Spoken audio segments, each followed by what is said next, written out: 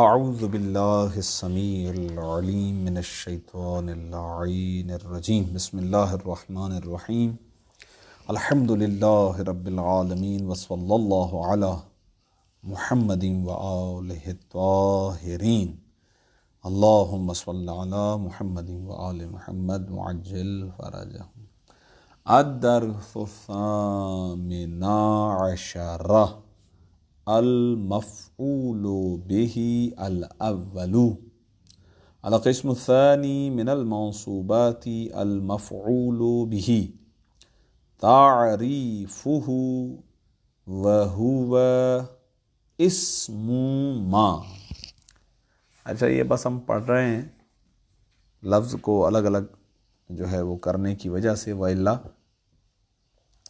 درمیان میں آنے والا حمزہ جو ہے نا وہ حمزہ واصل ہے کہ جو درج کلام میں پڑھا نہیں جاتا ہے، تو وہ پڑھنا یوں چاہیے وَهُوَ اسْمُ مَا وَقَعَ عَلَيْهِ فِعْلُ الْفَاعِلِ نَحْوُ ضَرَبْتُ زَيْدًا تَقْدِيمُهُ اعْلَمْ أَنَّ الْأَصْلَ تقدیم الفاعل علی المفعول وقد يمتنع وذلك في ثلاثة مواضع الالف۔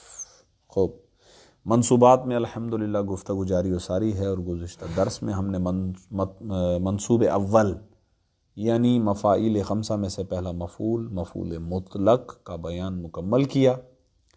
آج دوسرے منصوب یعنی مفاعیل خمسہ میں سے دوسرا یعنی مفعول بہ، اس کی گفتگو شروع کر رہے ہیں۔ البتہ ہیڈنگ میں بریکٹ میں ایک لکھا ہے، اشارہ ہے اس بات کی طرف کہ مفعول بہ کی گفتگو ذرا طولانی ہے،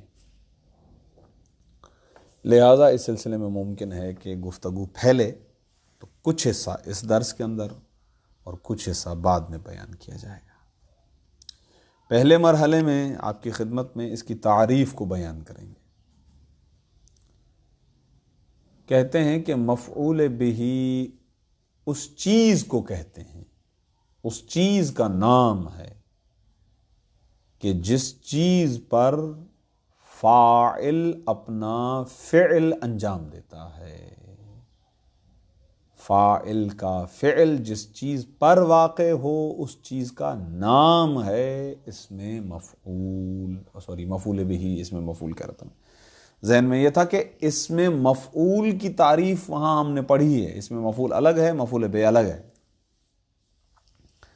تو وہاں پر اس میں مفعول کی تعریف تھی، وہ صیغہ مشتق ہے کہ جو فعل مضارع مجہول سے بنتا ہے، اسے بنایا جاتا ہے اس ذات کے لیے، صحیح ہے، کہ جس پر فاعل کا فعل واقع ہوتا ہے۔ وہ تو ایک صیغہ تھا، یہاں پر خود وہ شے مائے موصولہ، وہ شے کہ جس پر فاعل کا فعل واقع ہوتا ہے اسے کہتے ہیں مفعول بہ۔ اس بیان کے بعد پھر گفتگو آئے گی کہ کلام میں اس کی جگہ کیا ہے، تو کہتے ہیں کہ ابھی تازہ الحمدللہ ہم نے فاعل کی بحث پڑھی، تو اس وقت عرض کیا گیا تھا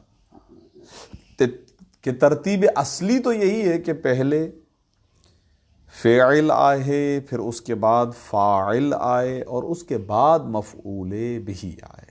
ترتیب اصلیہ تو یہی ہے، تو ترتیب اصلی کا تقاضا تو یہی ہے کہ فاعل پہلے آئے اور مفعول بہ بعد میں آئے، الا مگر یہ کہ بعض مقامات ایسے ہیں کہ جہاں پر یہ چیز ممتنع ہے، یعنی یوں نہیں کرنا چاہیے، بلکہ ترتیب کو بدل دیں، پہلے مفعول کو لائیں اور اس کے بعد فاعل کو ذکر کریں۔ یہ واجب ہے کیونکہ مؤخر کرنا محال ہے، تو پہلے لانا پڑے گا۔ پہلی صورت تو یہ ہے کہ فاعل کے ساتھ ضمیر مفعول جڑی ہوئی ہو۔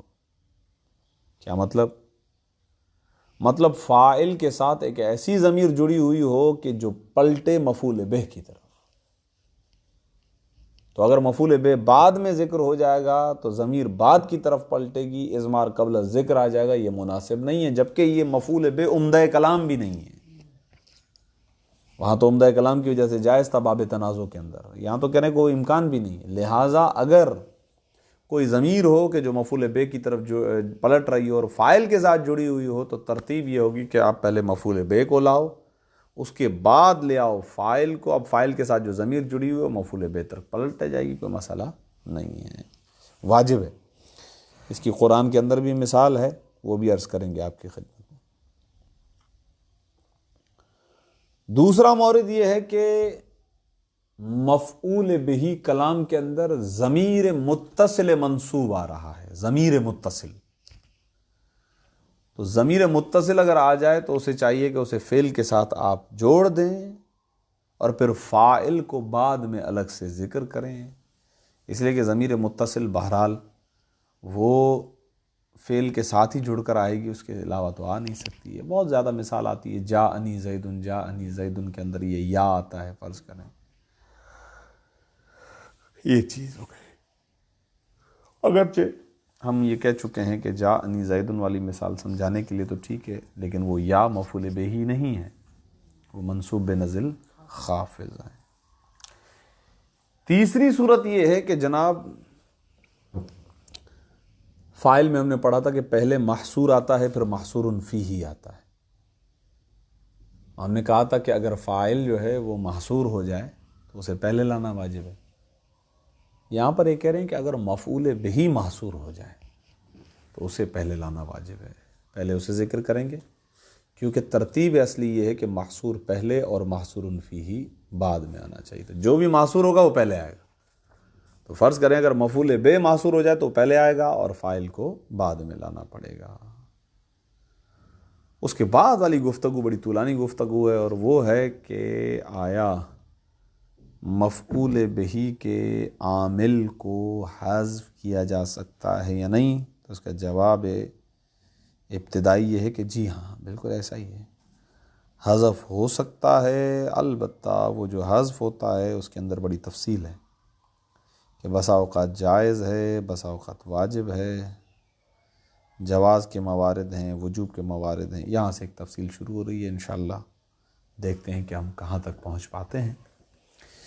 آئیے بسم اللہ الرحمن الرحیم۔ الدرس الثامن عشر، 18واں درس ہے، المفعول بہ، 18واں درس مفعول بہ ہے۔ الاول پہلا حصہ، القسم الثانی من المنصوبات المفعول بہ، قسم ثانی منصوبات میں سے مفعول بہ ہے۔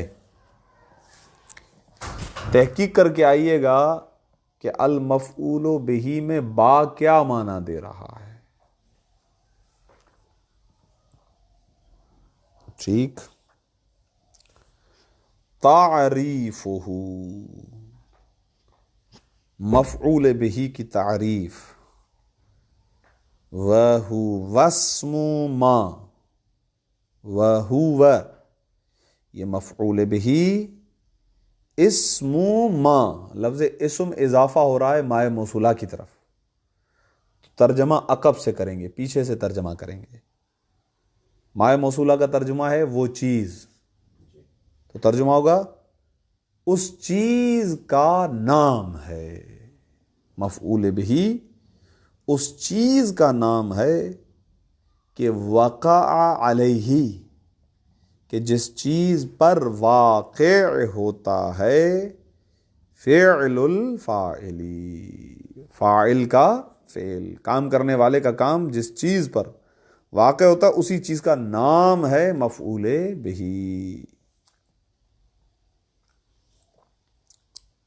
نحو ضربت زیدن، مارا میں نے زید کو۔ اس مثال میں ہماری شاہد مثال لفظ زیدن ہے، ٹھیک؟ کیونکہ یہ زیدان اس چیز کا نام ہے، کیونکہ ہم اس کو کہتے ہیں مفعول بہی. چیز ہے زید، اور فاعل کا فعل چونکہ اس پر واقع ہوا ہے تو اس کا نام اس مناسبت سے ہو گیا مفعول بہی.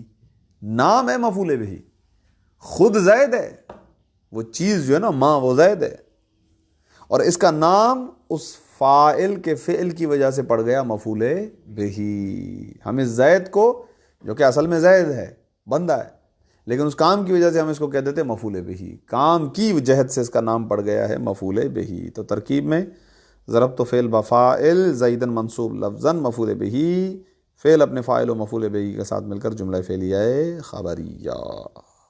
واضح آگا. تقدیمہ، مفعول بہی کو مقدم کرنا. اعلم، جان لیجئے، ان الاصل، یہ جان لیجئے کہ اصل، قاعدہ، قانون، ضابطہ اصلی یہی ہے کہ تقدیم الفاعل علی المفعول، فاعل کو مقدم کرنا مفعول پر. اصل تو یہی ہے. وقد یمتنع، البتہ بسا اوقات یہ ممتنع ہے. یہ ممتنع ہے یعنی یہ اصل ممتنع ہے. فاعل کو مفعول بہی پر مقدم کرنا یہ ممتنع ہو جاتا ہے.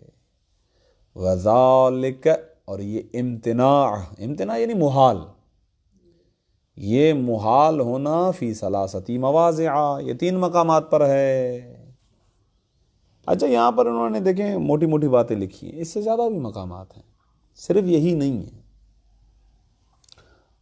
خوب، الف پہلا مورد، اذا اتصل، اذا اتصل بالفاعل ضمیر یعود الی المفعول به. پہلا مورد وہ ہے کہ جب متصل ہو فاعل کے ساتھ ضمیر، ایک ایسی ضمیر متصل ہو، یعود الی المفعول به، کہ جو ضمیر لوٹ رہی ہو، پلٹ رہی ہو مفعول به کی جانب.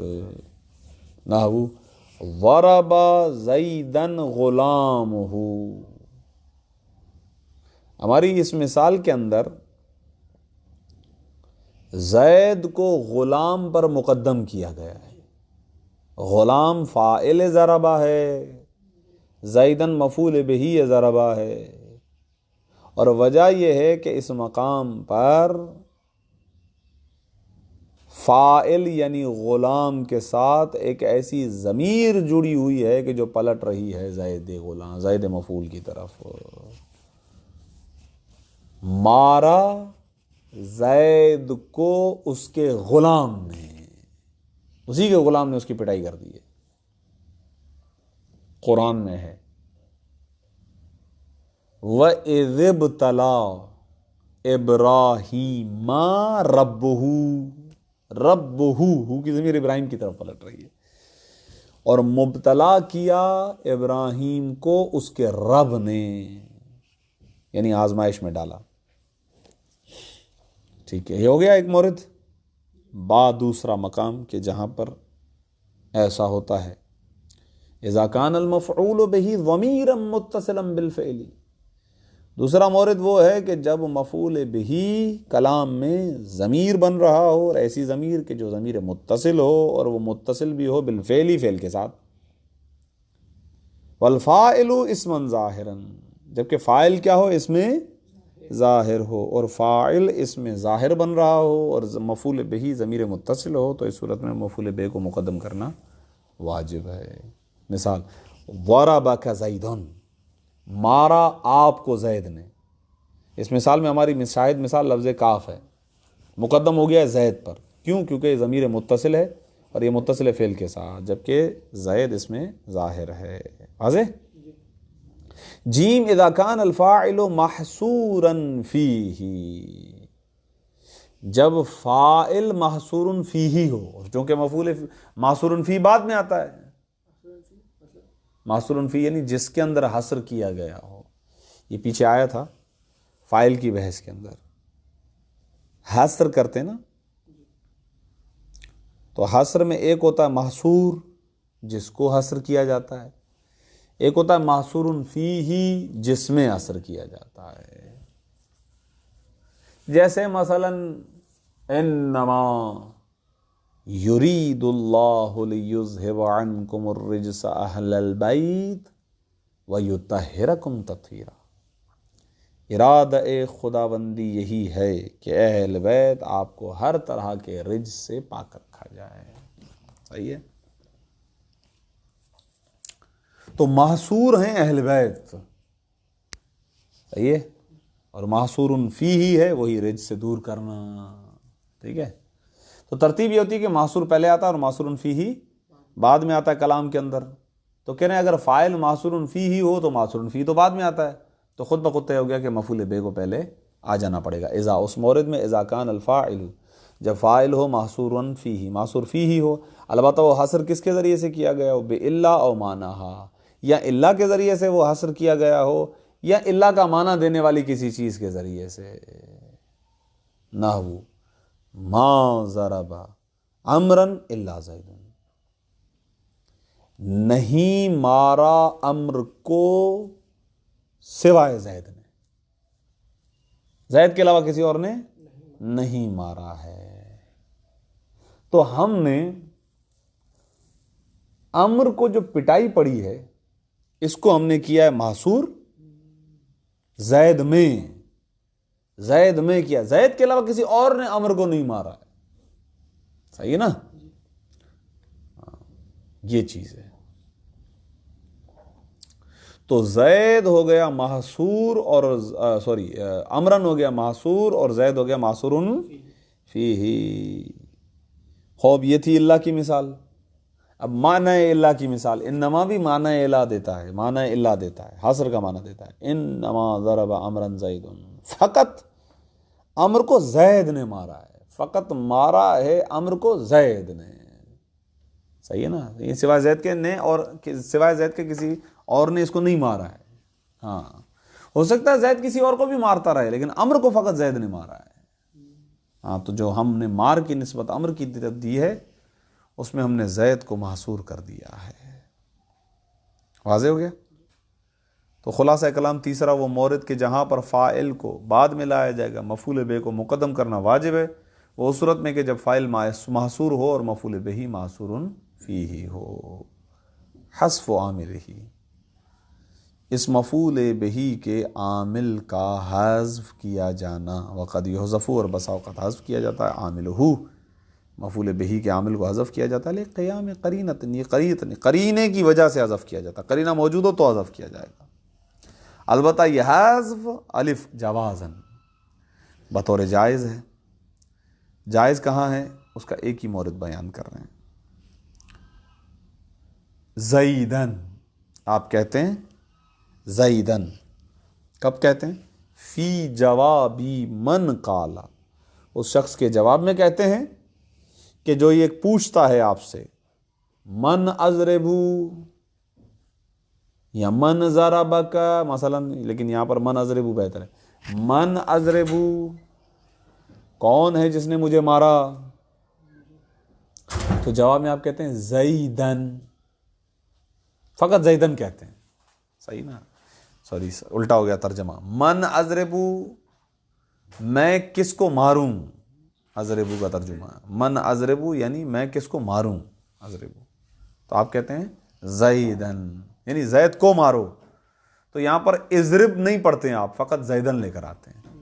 اس زیدن کا عامل ہے اضرب، جس کو حذف کر دیا گیا قرینے کی وجہ سے. قرینہ سوال ہے، وہ جو قرینہ ہے وہ خود سوال ہے. واضح؟ من اضربو، وہ کون ہے کہ جس کو میں ماروں. یہ جب کہا جاتا ہے تو آپ جواب میں کہتے ہیں زیدن. یہ زیدن کا عامل حذف ہے اور وہ ہے اضرب. واضح؟ خوب باغا، دوسرا وہ مورد کہ جہاں پر عامل کو حذف کیا جاتا ہے، کہہ رہے ہیں دوسرا ہے وجوباً، واجبی طور پر، لازمی طور پر حذف کیا جاتا ہے. اب اتفاق سے کہ جو وہ نسخے ہیں کہ جو متداولہ ہیں، تقریباً رائج ہیں، اور ہدایہ کا جو نسخہ مشہور ہے اس کے اندر فقط 4 مقامات لکھے ہوئے ہیں، لیکن آغا یہاں پر کہہ رہے ہیں وجوباً فی 6 مواضع، 6 مقامات ہیں، اور ان 6 مقامات میں سے اولھا سماعیون، ان میں سے پہلا سماعی ہے، کوئی قاعدہ نہیں ہے، ضابطہ نہیں ہے، کوئی قانون نہیں ہے، والبواقی قیاسیۃ، باقی جو 5 ہیں وہ قیاسی ہیں، ان کا باقاعدہ ایک طریقہ ہے، ذکر ہے ان کا ضابطہ کہ اس طریقے سے ہوگا تو اس طریقے سے ہوگا تو اس طریقے سے ہوگا۔ الاولو، خوب پہلا وہ مورد وہ سماعی ہے، اتفاق سے اس کو ذکر کر رہے ہیں، فی نحوی امرأ و نفسہ، یہ لفظ استعمال کرتے ہیں امرأ و نفسہ، اس کا مفہومی ترجمہ تو یہ ہے اس کو چھوڑ دو، ہمارے یہاں ایک لفظ استعمال کرتے ہیں اس کی جان چھوڑ دو، وہ اسی سے نکلا ہے۔ خوب امرأن، اس بندے کو، اس شخص کو، و نفسہ، اور اس کی جان کو، ٹھیک، اس طریقے سے استعمال کرتے ہیں امرأ و نفسہ، امرأ و نفسہ یعنی اس کو چھوڑ دو۔ اب اگر آپ غور کریں لفظ امرأن منصوب ہے، یہ ہے معطوف، واو واو عاطفہ، نفسہ مضاف مضاف الیہ مل کر یہ بھی منصوب ہیں کیونکہ عطف ہو رہے ہیں عمران پر۔ اب یہ معطوف معطوف علیہ مل کر مفعول بہ ہیں کہ جس کا عامل حذف ہے، اور وہ عامل کیا ہے؟ اترک، یہاں دع جو آگے آ رہا ہے اس کو کھول کے سمجھا رہے ہیں کہ یہ عبارت یوں ہے، دعہو، چھوڑ دو اس شخص کو، ہو کی ضمیر وہی امرأن کی طرف پلٹ رہی ہے، دع امرأن و نفسہ، اور اس کی جان چھوڑ دو، اس کو چھوڑو یعنی اس کی جان چھوڑ دو۔ واو واو عطف تفسیری بھی ہو سکتا ہے، یعنی تفسیر کرے پچھلے والے لفظ کی، امرأں یعنی اس کو چھوڑ دو، مطلب اس کی جان چھوڑ دو، خود اس کو چھوڑ دو، ٹھیک۔ یہ ایک مثال ہو گئی، یہ سماعی ہے، کلام عرب میں استعمال ہوتی ہے، عامل کو حذف کرتے ہیں، مفعول بہ کو ذکر کرتے ہیں۔ ایک دوسری، الاول فی نحوی امرأ و نفسہ وقولہ، اور اللہ تعالیٰ کا قول قرآن میں مثال موجود ہے اس کی، وقولہ تعالی، اللہ تعالیٰ کا قول کیا ہے؟ سورہ مبارک نساء کی آیت نمبر 171، انتہوا خیرا لکم، انتہوا خیرا لکم۔ اس مثال میں ہماری شاہد مثال لفظ خیرن، منصوب ہے، ٹھیک، اور اس کے جو عامل ہے، اس کا عامل ہے اس کو حذف کر دیا گیا ہے۔ ہو سکتا ہے کوئی یہ کہے کہ جناب کیوں آپ عامل کو محذوف فرض کر رہے ہیں، آپ انتہو کا مفعول بہ کیوں نہیں بنا دیتے؟ انتہو سامنے موجود ہے، بنا دیں۔ کہہ رہے ہیں آقا پہلی بات تو یہ کہ اگر ہم صرفی اور نحوی قواعد کو ملوز نظر رکھیں تو ہمیں یہ علم ہونا چاہیے کہ باب افتعال زیادہ تر لازم استعمال ہوتا ہے، مگر یہ کہ کوئی طاقتور متعدی مادہ اس کے اندر آ جائے تو وہ ایک الگ چیز ہے، وَإِلَّا وہ لازم ہے۔ اور مادہ نہیں جو ہے وہ تو ہے بھی نہیں کوئی اتنا طاقتور، وہ تو ہے ہی لازم، باب افتعال میں چلا گیا تو لازم ہی رہا۔ انتہو یعنی رک جاؤ، منع کرو اپنے آپ کو، علیہ السلام، آگے مت بڑھو اس سے، بس یہ انتہو، یہ ٹھیک۔ یہ کہنے کے بعد ایک تو یہ ہو گیا، تو اس کا مطلب خیرن اس کا مفعول بہ نہیں بن سکتا صرفی نحوی قواعد کے مطابق، ایک چیز۔ دوسرا آغا جان، اگر ہم فرض کرتے ہیں کہ چلو یہ یہاں پہ متعدی ہو گیا اور خیرن اس کا مفعول بہ ہو گیا تو کفر لازم آ جائے گا۔ خدا کیسے خیر سے روک سکتا ہے؟ انتہو خیرا لکم، یعنی تم روک لو اپنے آپ کو اس خیر سے کہ جو تمہارے لیے ہے۔ خدا خیر سے کیسے روک سکتا ہے؟ یہاں جبکہ یہاں پر مفسرین نے لکھا ہے خیرن سے مراد ہے اسلام۔ یہ خطاب ہے پروردگار عالم کا عیسائیوں سے۔ قرآن کی آیہ شریفہ اس کا شان نزول خطاب ہے عیسائیوں سے کہ عیسائیوں نے تحریف کی انہوں نے انجیل کے اندر، قرآن کتاب خداوندی کے اندر آیتوں کو بدل دیا، نتیجے میں کئی ایک فرق ان کے وجود میں آ گئے۔ ان میں سے ایک یہ تھا کہ تثلیث کا نظریہ انہوں نے بنا لیا، 3 خدا ہیں۔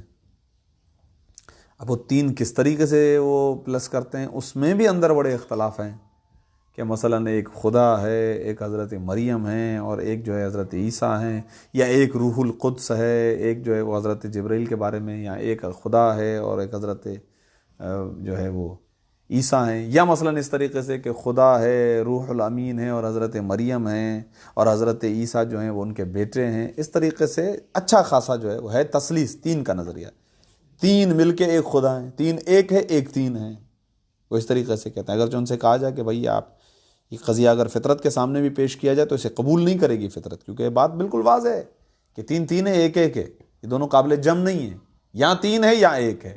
آپ یہ نہیں کہہ سکتے ہو کہ 3 1 ہے، 1 3 ہے، یہ نہیں کہہ سکتے ہیں، لیکن یہ نظریہ وہ بنائے ہیں، اس پہ چل رہے ہیں، تو خدا ان کو منع کرتا ہے۔ اب اس کی تشریح کرتے ہیں آگے، یعنی یہ عبارت اگر کھولیں تو یوں ہے، انتہو، روکو تم اپنے آپ کو، ان التثلیثی، عقیدہ تثلیث سے، صحیح ہے، تثلیث باب تفعیل میں چلا گیا، مادہ ثلاثہ یعنی 3 قرار دینا۔ اس کے مقابلے میں ہم کیا کہتے ہیں، توحید، ایک قرار دینا۔ خدا کو 1 قرار دو، 3 قرار نہ دو، یعنی روکو اپنے آپ کو عقیدہ تثلیث سے کہ خدا کو 3 قرار مت دو، بلکہ وقت سے دو، تم قصد کرو خیر لکم، اس اسلام کو کہ جو تمہارے لیے، یعنی اس خیر کو کہ جو تمہارے لیے وہ ہے کیا، وہ اسلام ہے کہ وہ جو تمہارے لیے بہترین ہے، اس کا قصد کرو، اس کا ارادہ کرو۔ تو اس آیت کو کھولیں تو یہ اس طریقے سے بنتا ہے۔